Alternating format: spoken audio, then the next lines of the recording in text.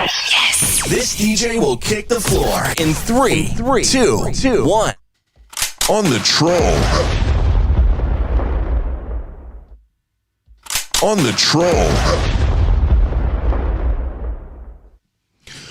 All right. Hello and welcome back to Mzansi. We're back again. It's that time of the night where we have to talk about what happened in Senzo's now in that court in Pretoria. Let's put it like that.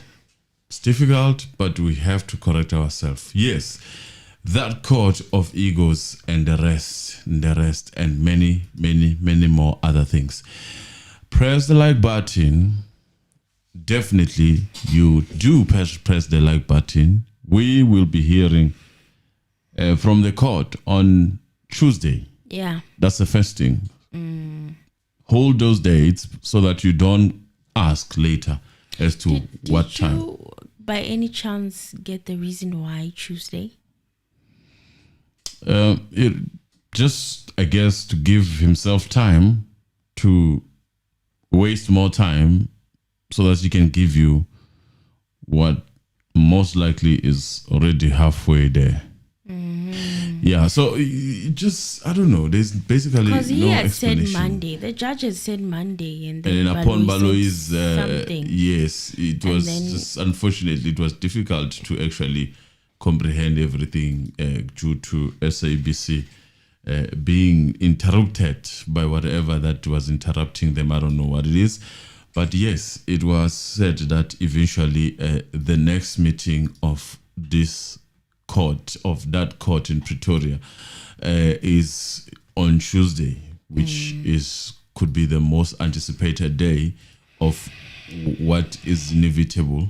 Either way, what is coming, right? We are here. Press the like button. Reminder, when you get in, press the like button. Like the video. Subscribe if you're not subscribed, and if you still are thinking about joining the membership, please do so. It is really available for you. Sibonge lapana members like Bonda Bezitha lapha nkosikhona Biela, hawu siyabonga Mvundlane, siyabonga Sizwe 18. Sibonge bathi umvudlane osokhabeni unje ezikaxhoko I no asibambe nje khona la. Sibonge futhi nokuthi we have BBM today as our moderator and a member. Thank you very much, BBM, for coming through. Right, I cannot finish you at the beginning. Emily, greetings. Hi guys, welcome back to the Mzansi Reality YouTube channel. Hi Mr. Anonymous, how are you? I'm trying. We are here. I'm becoming numb. I don't know how to explain this. It's like, you know, where you become numb. Like you don't. It feels like you no longer have strong feelings towards certain things. I'm starting to feel that way concerning this case. I don't know what's causing it. I'm starting to feel like you're damned if you do, you're damned if you don't type of situation. I'm hopeless. Like, I don't know what's going on. I'm feeling like I can only imagine, for those who are deeply invested in this case, what emotional abuse this case has become, especially for the Meyiwa family. It's excruciating. I've reached a point where I'm numb. I don't care. They can do whatever they want. That's where I've reached. Yeah. Oh, well, it's a marathon. Emotions will come and go. They will change. But what matters is that we're still here and we're still doing what we did and what we promised we're going to do. So let us divorce them right now. And then I'm divorcing, but I will not stop delivering the proceedings. Court proceedings started with the judge asking the state who introduced the statement that was made by the deceased Thabang Makaleni. Okay, Baloyi said that it is the defense, and the judge said that he wanted it to be clear because the law does not permit him as the judge to introduce that document after they have closed their case. And any of the accused had invoked the section 174. So they cannot introduce new evidence after they've closed their case, the state, and after the invocation of section 174. So the judge was completely withdrawing himself from this process, saying, let it be on the record that I did not introduce this evidence from a deceased witness. Well, depends on how you want to look at it. In terms of the application of section 174, let it be on record that he introduced it. So he was trying to rewrite the record. Because there. I mean, these are different situations. Yes, it was there one way or another. But he hinted like a good teacher. He is the one who to the state then introduced Makaleni upon the submissions of Ngomal that were made, and then Baloyi, as a good student, the following day brought it. Yes. So it let it be on record that he is the one under section 174. Oh, it's because Mnisi said it the other day and put it on record, and then today the first thing he needed to do was clear himself to say, I did not do that, but then again he did. Okay, but what is important is that, as they were saying, the application of 174 is pertaining accused number one's acquittal, and if this acquittal is anything to go by as an independent situation that is happening in this case, a bit of deviation just to get an acquittal, he's the one who introduced it. And that is what he's running away from. That's why he's asking who introduced it, because now the record is going to read that the judge asked who introduced it. It should be clear that he introduced it in 174. But as far as the case at its entirety, yes, it was not introduced by him. Noted, my learned friend. Baloyi agreed, and he said yes, but added that the court would recall that they said they would be closing up their submissions regarding Thabang Makaleni, which they have since done, and they pointed out that it's actually an oral statement that he made to Warrant Officer Steenkamp on the 27th of October 2014. I thought he said it was taken by Mutwet. Do you remember that? Yes. And I was under the impression that I was the wrong one for saying that it was taken by Warrant Officer Steenkamp, because I had recalled from the very beginning, while they introduced Warrant Officer Steenkamp's statement, that the statement of Makaleni was actually done by Steenkamp. Today, the state has now gone back to say that it was taken by Steenkamp, while on Tuesday they said it was by Mutwet. So I don't know anymore. What is happening? The Steenkamp one is an abstract in terms of the drawing, which is what actually you were correct. I was correct, yes, but you now were correct. You were actually, you listen more than the judge. Baloyi also said that it's already on record and it was introduced by the defense themselves, who referred to a few places on record where the defense cross-examined on the document. The judge said, but Steenkamp did not give evidence. She made an affidavit. And Baloyi said indeed, which formed part of Exhibit JJ. The judge asked, was that affidavit handed up also? And Baloyi said, yes, it forms part of the exhibit and it was handed up. It's part of the report. So the judge then asked Advocate Nxumalo if he can confirm that about the fact that the alleged evidence which was handed up concerning Makaleni, the judge said he doesn't know who it was done by.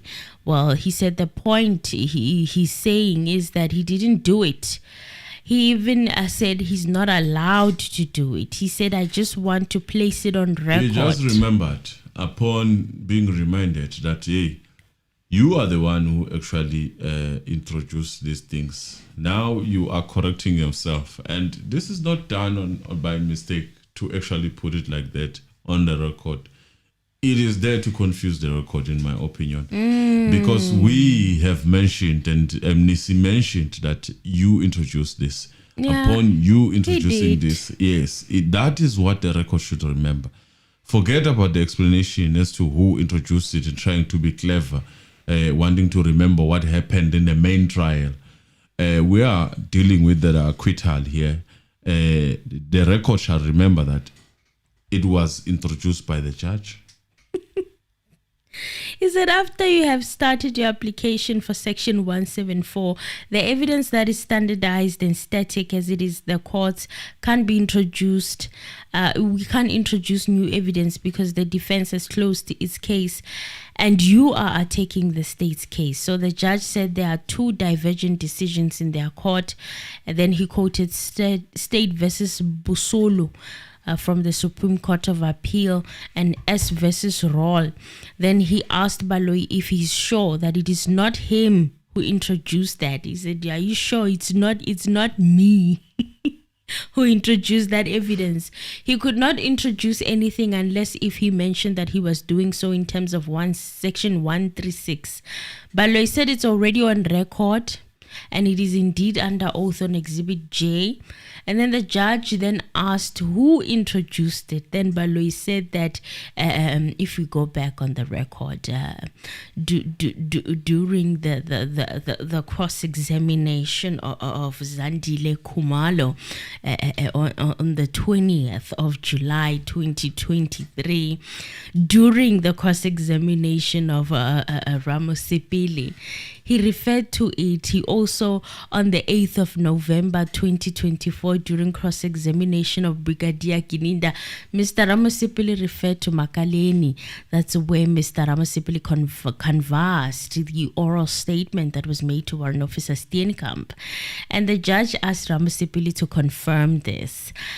Then Ramosipili said that although he doesn't have the record that his learned colleague is talking about, indeed he did cross-examine Ms. Zandile Khumalo specifically regarding the people that were in the house, regarding that description of the second intruder.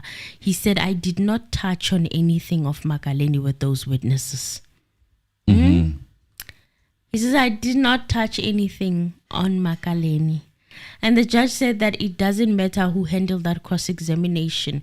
All he wanted to ascertain is it was handled before Mr. Nxumalo's Section 174 application. And now that I really think deeply about it, it's coming upon me that actually Ramosipili never touched anything on Makaleni. Cross-examining Zandi Khumalo. Did he? The first time I really heard Makaleni was during cross-examination of Brigadier Kininda. Am I lying? No, you're not. I never heard Zandi Khumalo being cross-examined by Ramosipili specifically on what Makaleni had said. Maybe I'm wrong. Maybe you guys recall better, but you know what to do. If you can remember, leave it on the comment section down below. I'll be glad to see it. But my memory is failing me because I'm like, I don't remember Ramosipili cross-examining about what Makaleni had saw, specifically to Zandi Khumalo. I remember Ntabise Muketi. I remember Kaya Ngache's evidence being put to her.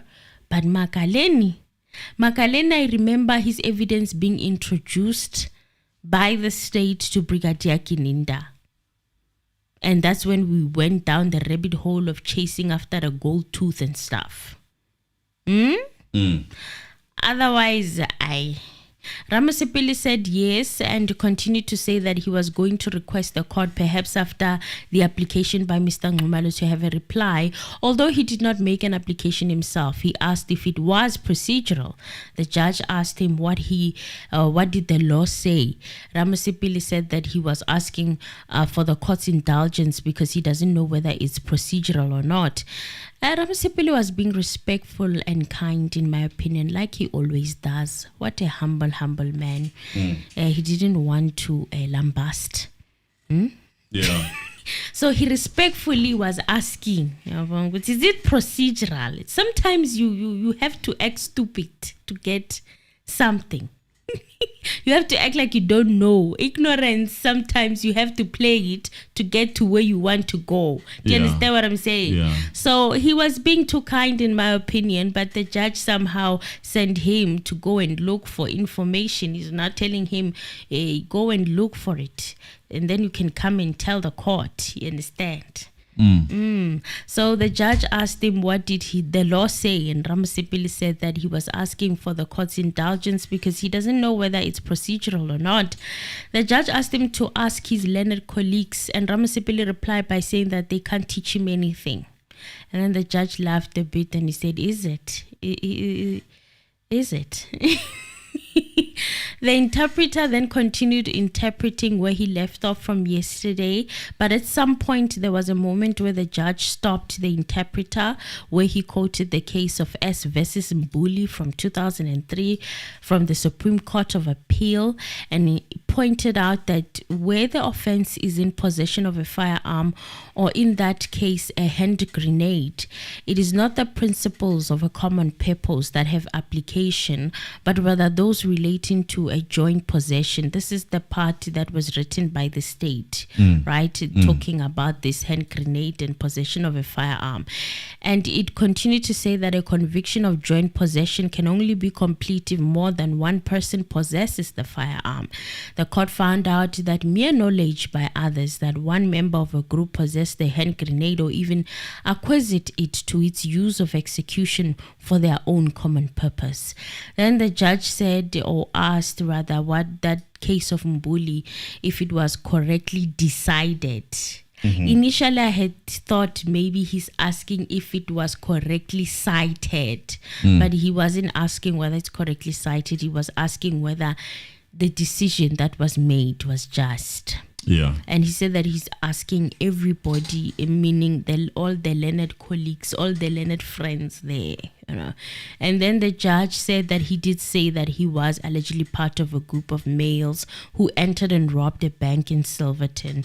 He had a hand grenade apparently in his car, so he was charged, this man, Mbuli, and he thinks that it was correctly decided because they argued that the other accused would not have known that he had a hand grenade. And he said he knew the case. Even the Supreme Court of Appeal agreed that he was correctly convicted or charged. So, for instance, if an AK-47, you enter it robbing a bank and you are a group, you are robbing this bank together, he was making an example. Even there, you can argue that you didn't know that, for example, Baloi was going to come out carrying this AK-47. He was just making an example. And he says you can still get away with it. So it's a question of where you allegedly had a prior meeting and whether all of you got into the bank armed or some of you were not armed. Yes. And he said maybe it's a bit different. And then Baloi said, yes, indeed, but the latest authority is the one where they cited that they confirmed by the Constitutional Court that tendered that there must have been the intention to hold it on behalf of the group, and the group should have the intention to exercise possession through the detenter. Ngumalo said that he dealt with the aspect and he was okay. He covered it. But in that Mdlulu case, isn't it was appealed in 2002 in a court of Supreme Court where the sentence was reduced from 13 years to by 3 years actually. From 13 to 10. Yes, specifically they were overturning the grenade-related conviction, which was 3 years. Oh, because he had left the grenade at the car. Although the robbery... Or it was found at the car. Let me not say he left it. It was planted in the car by the political, one would say, opponents. Or during those time, it was those time. Although the robbery conviction remained intact. So... the Mdlulu was eventually released, obviously, in 2003. after serving 6 years, because of that reduction also of 3 years, which saw him then serving 6 years of the 10 years, and then he was released on a good behavior. But the most important thing about that case is that it was exposing the police frame-up, which is TRC findings. So during the apartheid era, the conflicts of Mbuli and his wife were arrested for allegedly a grenade position in 1989. Later, in the Truth and Reconciliation Committee, they uncovered that the grenades were actually planted in his home by the security police, aiming to neutralize his political influence. So he was not aware. Is it Mzwakhe Mbuli? He was not aware that, I'm not sure, but it's Mbuli. I think it's Mzwakhe Mbuli's case, but so he was not aware. I'm sure it is Mzwakhe Mbuli's case. So he was not aware that the grenades, the amnesty to one of the perpetrators and recognize Mbuli as his family as victim of the political motive. So he was not aware that he actually had grenades in his car upon the arrest, because they were planted long time ago.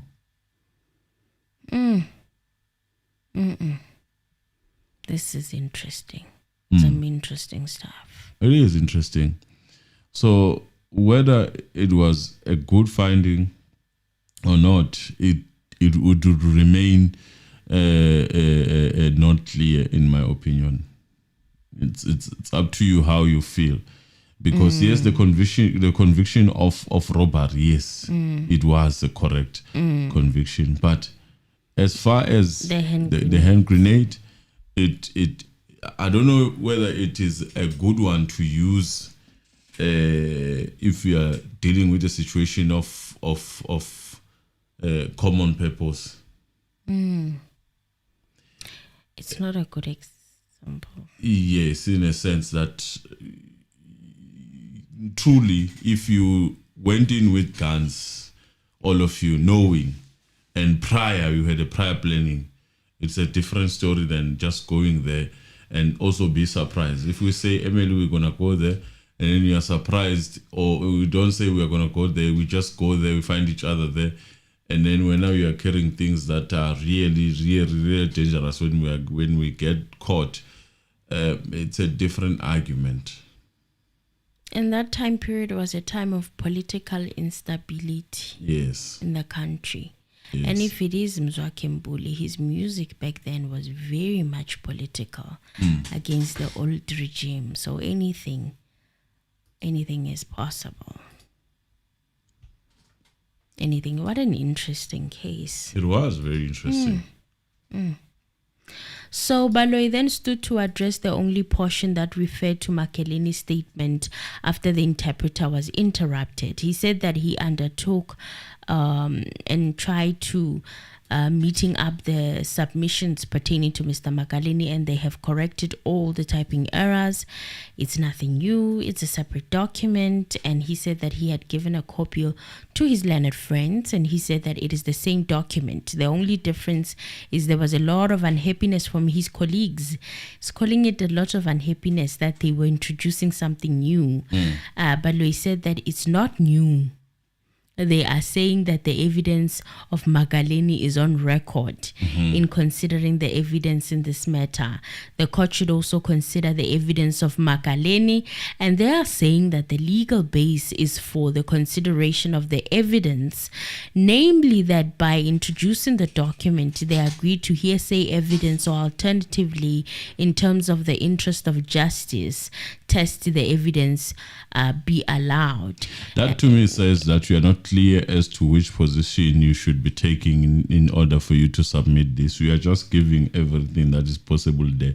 If you are convinced that the introduction came through the defense, why are you then giving an alternative to say that if in the interest of justice, which it has been abused, in my opinion, the interest of justice to actually suit the situation of your submissions that are dubious, if you ask me, very shaky.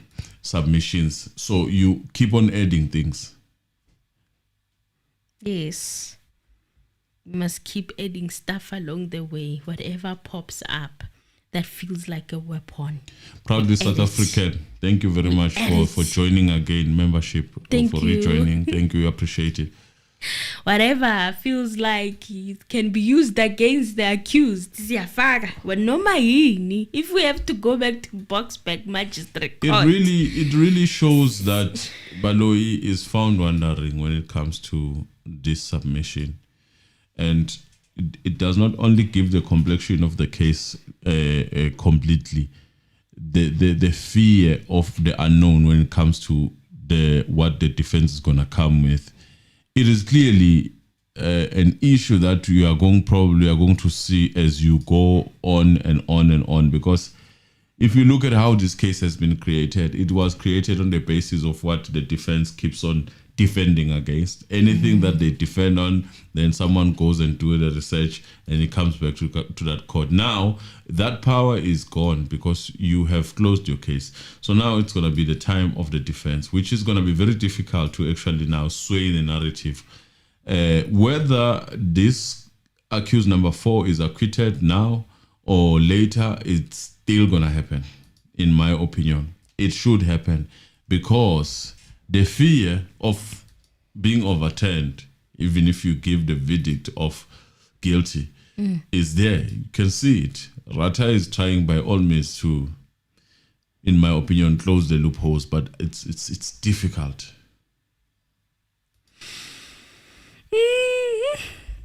I couldn't say.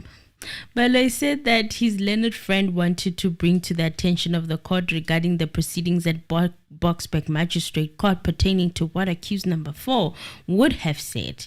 He said that they were mindful of what the court said yesterday, that it was regarding the litis contestitio. You are not the only one to actually fail to produce to pronounce that. Even the likes of my lord, they struggled. They struggled to pronounce litis contestitio. Listen properly. Contestitio. Contestitio, yes.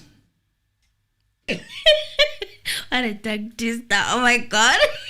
Which simple says before you plead. Before you plead. Yes. Now he said, but the fact of the matter is, it is on record. They just wanted to mention and out or put it on record. The judge said that there was a case that arose as a result of a magistrate in the regional court in Umtata. He wanted to appoint 2 assessors. And also I found it very strange that now, the previous time they had mentioned what accused number 3 had said. Yes. Litis contestitio. Litis contestitio. Yes, contestitio. It was accused number 3 yesterday. What accused number 3 was saying, the admissions, whatever he had said, that is unconstitutional, and that he was not at Vosloorus, he was incarcerated at the time of the incident. And then now, today, they went back to the admissions of accused number 4 in the very same court appearance. So it's like a constant, for as long as we're given the platform, we will bring something new every time. We will say something, just say it for the sake of saying it, because if you look at what Baloyi is doing here, in my opinion, it's unnecessary. If you really feel that you made a proper submission, yes, why should you keep on provoking the defense and touching whoever that you need to touch, so that you can get the reaction, and then there's that unnecessary argument that is not actually going to help the court in any case, because your submissions, you have submitted the heads of argument as pertaining section 174 of criminal law. So what is now the problem? Why do you keep on itching after submitting? You do that only if you are not sure if you have met the threshold. And those who say he's a brilliant lawyer, now I was waiting for dissections, from his fans and the fans of the state to explain to the people. What exactly took What place? was his argument? And where is his solid points?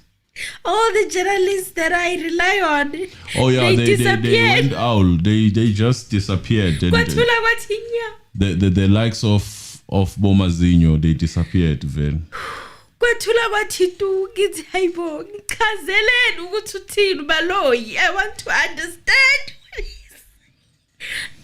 Mr. Anonymous, if it wasn't for you, I would be in the bushes, in the trenches.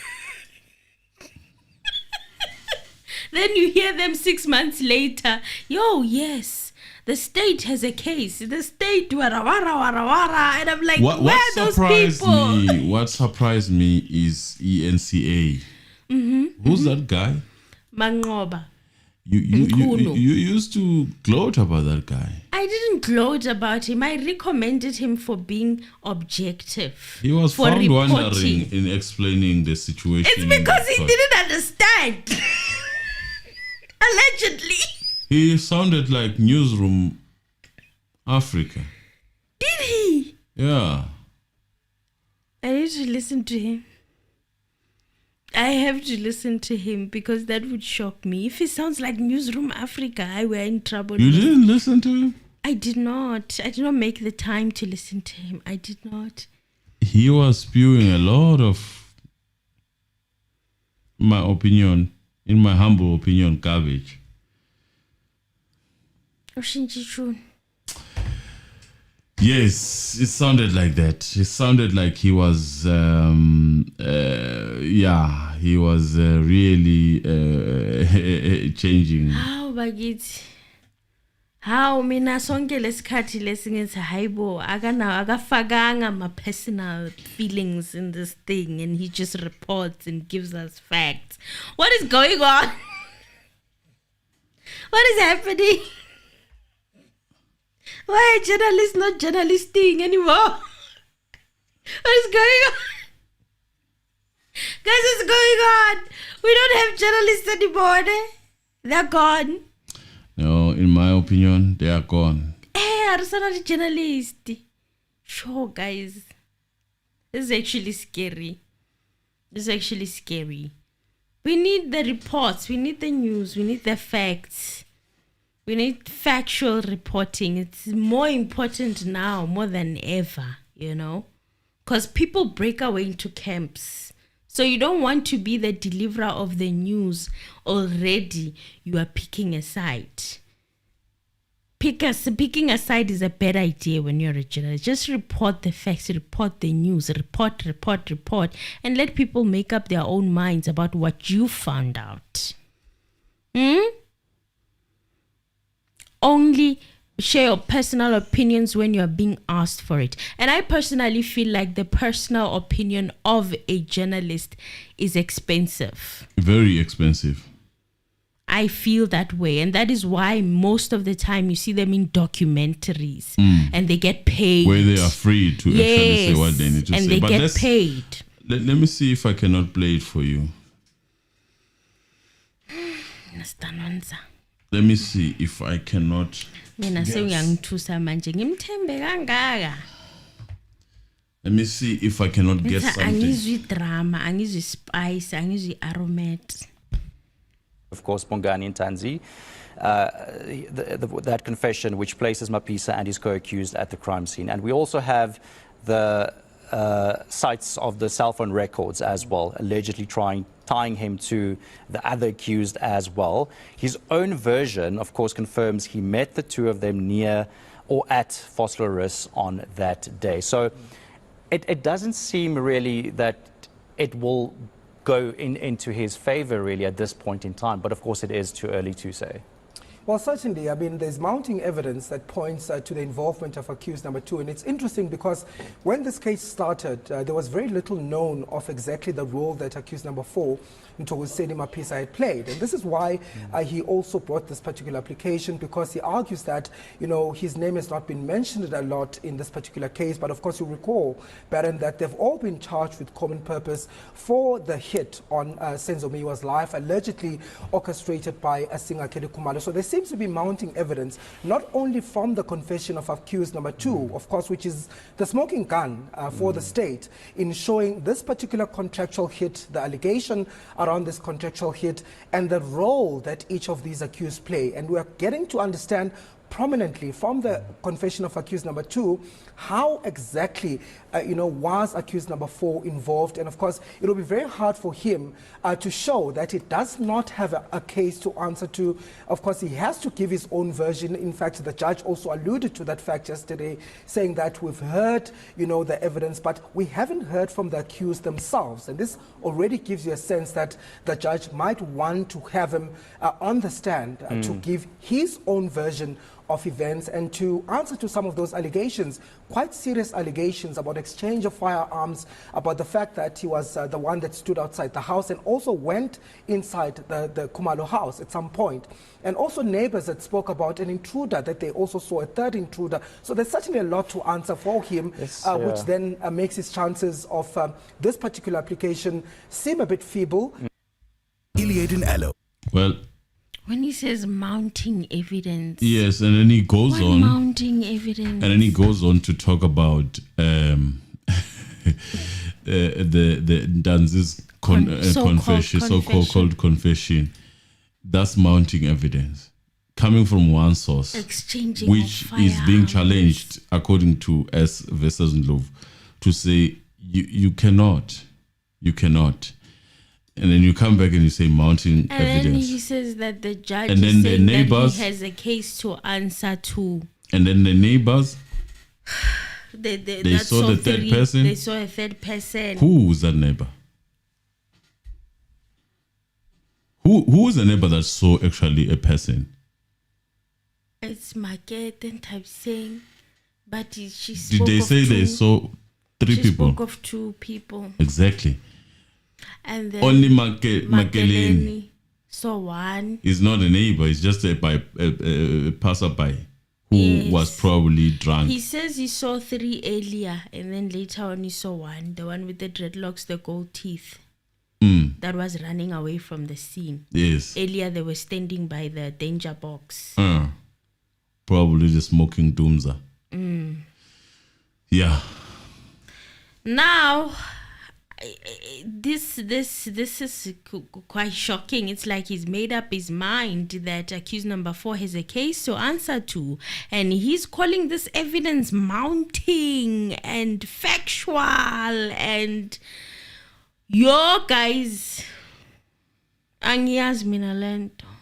I don't know what to make of this, because those confessions in themselves, you heard the judge say he hadn't admitted them fully. He's waiting to see with the progression of the case. He will make admit them at the end, after he has seen what he needs to see or collected whatever he needs to collect throughout the case. So now I don't know. I don't know. My head is Lulama, don't quote me on that. I said allegedly. My head is spinning. Yeah, it's interesting to hear how this. The reporting is so biased. I've said this before. In my opinion, mainstream media is available to the highest bidder. In my opinion, we have seen how flip-flopping they are in terms of reporting. If you probably have been noticing recently, there has been a turn of situation, in my opinion, when it comes to political reporting, more so when it comes to the ruling party. Forget about the others. I'm talking about the one that got the majority. The gloves are seemingly off, in a sense of trying now to go head on against the people who are the leaders of that party, to such an extent that we recently had this circulating video of a president of that party saying that they should actually report in a certain way about them. At least they deserve that. These are things that you see about the mainstream media. These are things that I hate about the mainstream media. It's initially it was all good for whatever reason. God knows what that was. And then now you see, and it start with, I almost mentioned them, start with these newspapers that are expensive, that are mostly, should I say, the skin, mostly read by those people. It starts with white people. Yes, it starts there. You know, if you want to have a feeling of how the person is actually when it comes to now, or in fact the next reporting about that person, you get the news from there. Then you know now mainstream media is coming. Hi, they are coming. There's this one, Jeff Weeks, who's reporting on these high-profile crime cases. And he's an investigating officer. They've unleashed Daily Maverick. Yeah. They've unleashed. Once you see those papers, you must know that if they are against that person, the time is done. It's done. For that person. It's a wrap. I mean, that's basically the feeling, in my opinion. But it's okay. And then they have people that they would actually invite, certain people. Once they start pronouncing, you must know the narrative is changing now, in my opinion. I hear you. I'm just a bit shocked by what I just heard. Don't be shocked. It is a norm. Hey, in my world. Akujayeleki kodwa magathi ngiyashiselwa ngaphansi. That is why it was thoughtful for previous leaders to actually create their own channel. Yes. Because if you check of how the countries that are ran in a certain way actually have control over the media and what we get to hear about them, it's hard, it's difficult. Currently, we're talking about what is happening to our girls from South Africa and these other countries. You can barely get the news from the other side, right? Yes. So those are the things that you have to look at if you want to run a country successfully. I hear you. Hayi kodwa kunzima. Hey kunzima. It's tough being a public figure, guys. Yeah, kunzima. You choose but in being a public figure, in politics, you make your bed, you lie on it. It's tough. If you decide, it's not for the weak. If you decide to stand on both lines, you're gonna ban. If you decide to stand for certain majority in Africa, you're gonna ban. It's always like that. It's always like that. I mean, it's clear. It's obvious. Mautwane, Africa, thank you very much. Jawadi, we appreciate you. God bless you. And I saw another one here, which is proudly South African. Siyabonga, Africa. Thank you very much. God bless you guys. May God increase you. Right. Let's continue. Hi, Cecile no Criselda. Look, you see, it's not about what you don't understand. What you don't understand is that we can say Cecile no Emil. Yabo? Yes. But if Mzansi Reality pays the Emily, Emily does what Mzansi Reality wants. Yes. What the funders of Mzansi Reality want. If you want to deviate from the propaganda, you'll be the odd one. Many journalists who deviated are sitting at home now, chasing kettles and doing all those things. Doing other types of work. It's unfortunate. You can't stand for the truth in this world. It's difficult. That's why I say, in my opinion, there is no whistleblower. Shingi Kahungwa, thank you very much. God bless you, Shingi. Ngulungulabusise, God bless you. Yes, there is. Look, I mean, it's easy. It's very easy to see. I mean, it's easy to see. It doesn't take research. We don't have whistleblowers. Let me put it like this: we do not have whistleblowers who are telling the stories and leave. We don't. They are all gone. We had them. We're still gonna have them. They're still maybe coming. They're taken out. But just to think that you can tell and live to see it all going down, you forget in this Africa of ours, forget. That's basically my thinking. Well, he said that they just wanted to mention it and put it on record, but then the judge said that there was a case in the regional court of Mthatha. He wanted to appoint 2 assessors, but he did, that judge in Mthatha, he wanted to appoint 2 assessors, but ended up appointing these 2 assessors that the charges were put against the accused. And he said it was about 3 or 4 accused in that case. But in any case, the evidence was not yet led.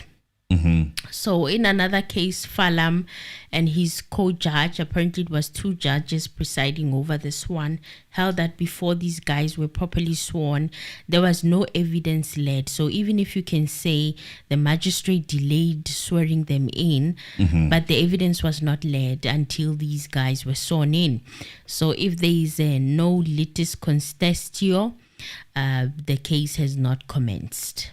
Yes, basically. That's what it says, unfortunately. But litis contestio is a procedural moment when the bleedings are closed and the issues in dispute are formally fixed. It has important effects on prescription damages and trial procedures. So the state is really desperate, in my opinion. Grasping the straws. Yes. Baloyi then said that there was another complaint by his colleague that the attention was never drawn to those proceedings. The judge said it was drawn. Then Baloyi said that his colleague had those relevant portions where they specifically asked for those proceedings and they just wanted to place them on record. Again, the state is really, really grasping at straws, like literally. The judge said that he can recall, because Mgomezulu was still there when Mjiako was appointed, or when they mentioned that Mjiako was appointed, then he told Baloyi to read that record because the point is it's on the record, but whether it's evidence to another matter. Yes, guys, we are aware of the network. I can see from this side, but I'm sure the voice is clear in this point in time. Please like the video.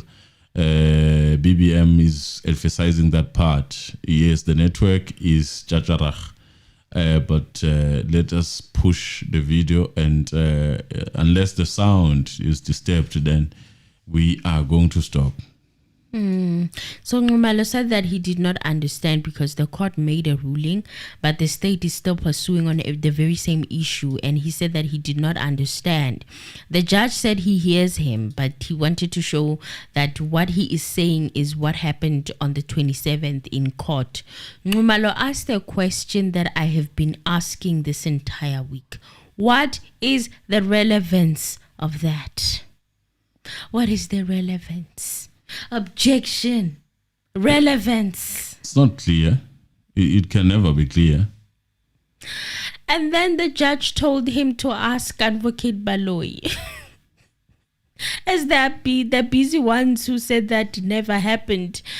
But then Ngumalo said, but it can be done later. It's not the end of the road. It's not like the case is done. The case is not done. You still are going to be on the other side while the defense present their case. Yes. So I don't understand. What's going on? So the judge then said, let him do it so that he is through with it.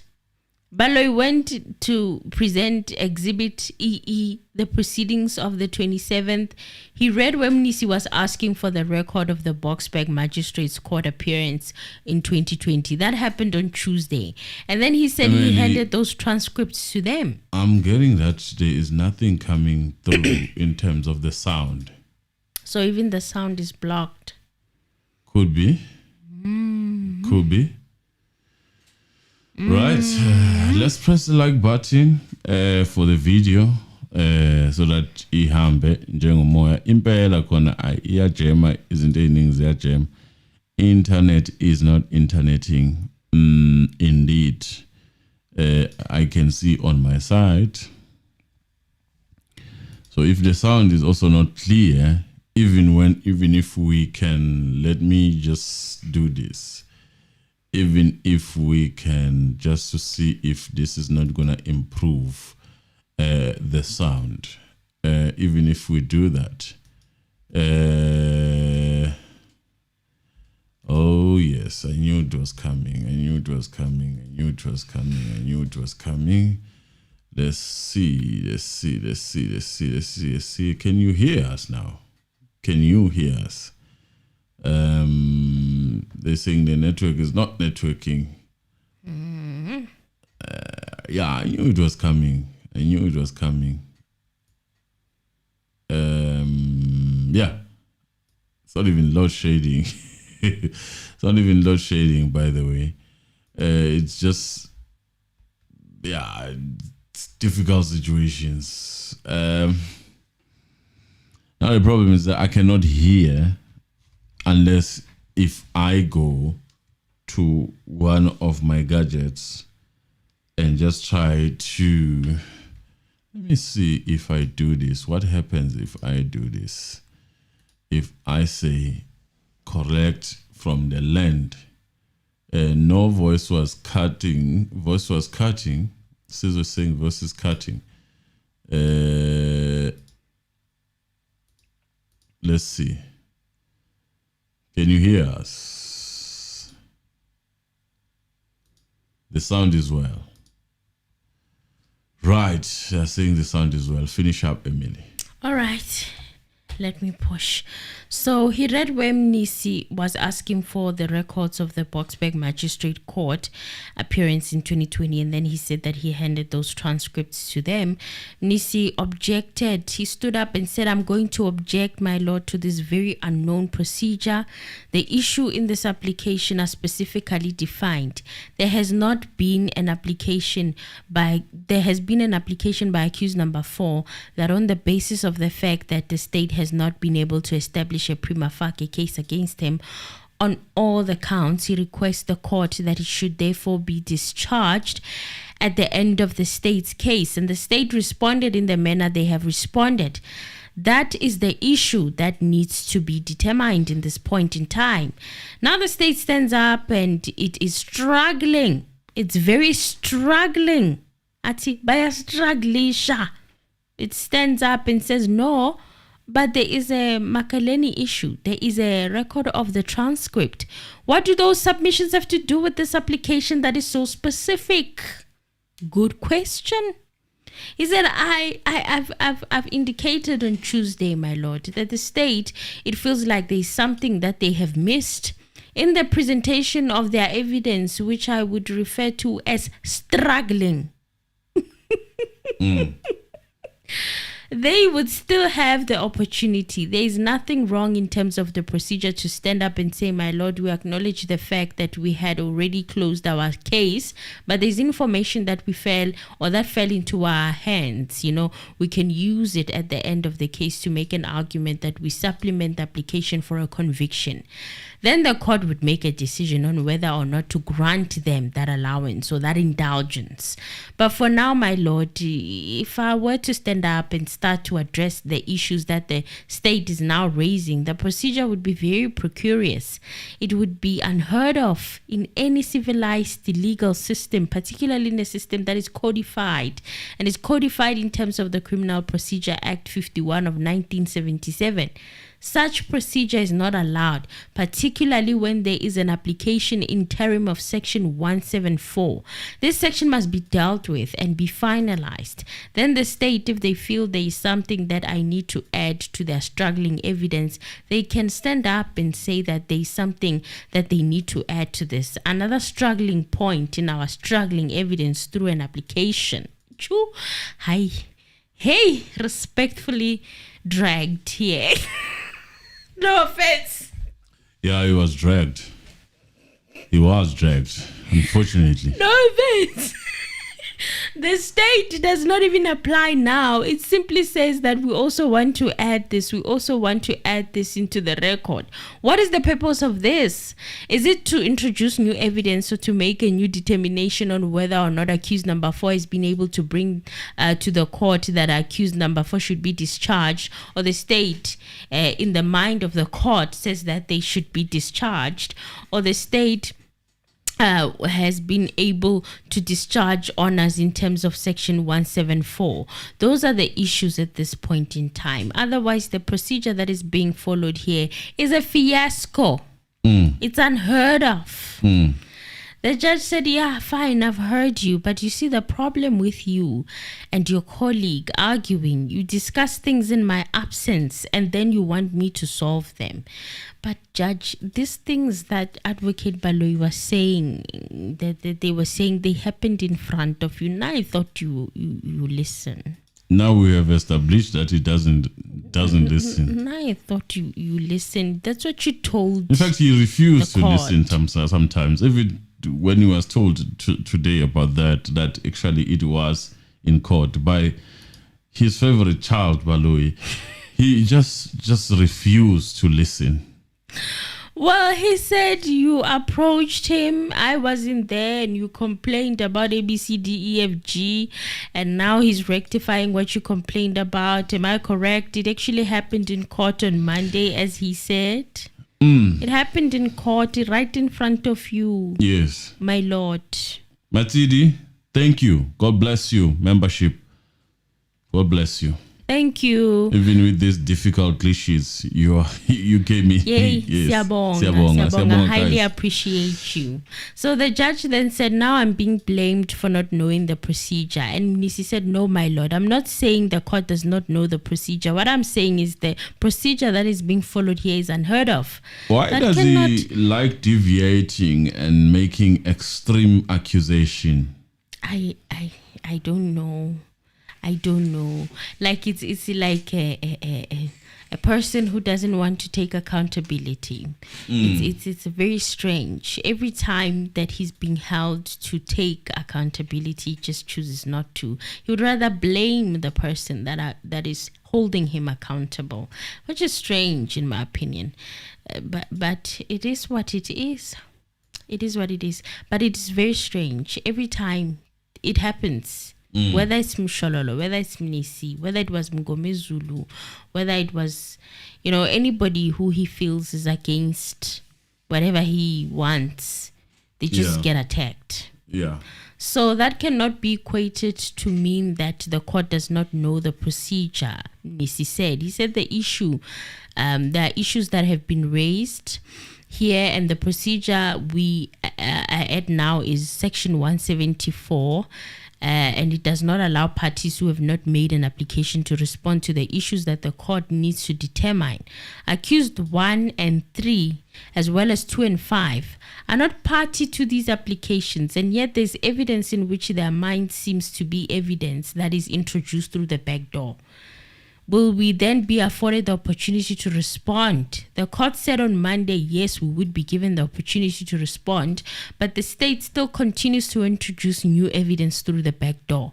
I don't know if the court affirms this procedure. I'm at the hands of the court. That was Mnisi there. A very powerful argument, in my opinion. The judge then said, no, it's about the procedure. It's about what you do in my absence. Still, this thing did not happen in your absence. And then Mnisi said, but there's no agreement. And the judge said, but you spoke to him. Mnisi said, about what? I never spoke to the state because I know how they operate. Which is true. He says, been long enough in this case to understand that you don't make separate agreements away from the judge when it comes to the state. They will come back and say some other stuff. You know, it's happened many, many times before. So he said that everything that he does, he makes it a point that it's done on record. And he said, I know the way in which they operate. Baloyi said that they were responding to their complaint on Monday that they were not made aware of the proceedings. And he said that all we are doing is staging the obvious, that is considering the evidence. These are the issues that are already on the record and must be factored into the equation. Nothing new we are putting on record we should be considered. He said he doesn't understand the objection that his learned friend is making. No new application. These are the aspects that they could have mentioned in their summary of evidence, and they're just saying in addition to the summary they have given, these were also the aspect that must be factored into the summary. Nothing new, my lord. Well, the judge said that is the end of the argument, and Baloyi said that Advocate Nxumalo also wanted to respond to the state's submissions. He also admitted on 27th of October 2020 proceedings where accused number 4 said that he did not see the necessity of acquiring legal assistance because they did not have money. Since they have been brought before court, and the people who were supposed to be brought before court are not appearing because they have money. These are the utterances that he made on the first court appearance before he pleaded in the bail application in Boksburg on the 27th of October 2020. Accused number 4 now, this thing that he said before he pleaded, Advocate Baloyi and Sibanda went and dug it up. And now they are presenting it today, or they were presenting it today after the Section 174 arguments are done. I don't know what to say anymore, guys. So that marked the end of the application. Then Nxumalo said that he's in a position to respond because in respect of the statement of Makaleni, there are certain requirements in terms of Hearsay Act that have not been met. He said that he has never heard the state discussing the issue of the nature of the proceedings, the nature of the evidence, the purpose in which the evidence is tendered, and the property value of that statement. So Baloyi said that the Constitutional Court, the case of Kaba, that's what he quoted, or they quoted, and the judge said that Baloyi read that judgment in his arguments. Nxumalo also said that in his application he never referred to the statement of Makaleni. So how does it find its way to this court in this application? The judge said that he can argue that, and Nxumalo said because he's never referred this to the court, this evidence of Makaleni, to say that the 5 requirements must be met for his client to say that he was in common purpose with the other accused. But now the state is referring to Makaleni, and he's never referred to Makaleni. As to how Makaleni and accused number 4 is related in respect of this application, the judge then said you can argue that, I must just reject that argument. And Nxumalo said, yeah, that's my argument. I would respectfully ask the court to reject that evidence. It finds no application in the application I made on the 25th of August 2025. Ramasipil also reminded the court that he asked if it was procedure, and he just said that he feels like Baba Tela Kamadia Khofa, meaning that they're being touched by the blood that isn't for them. It's been a while since I heard Tela Kamadia Khofa. It's been a while. So the judge said that if they applied the law, then they would have not had any problems. But he said that he'll write down his judgment and apply the law. So if they want to supplement their heads, they can do it. No problem if they think it's necessary.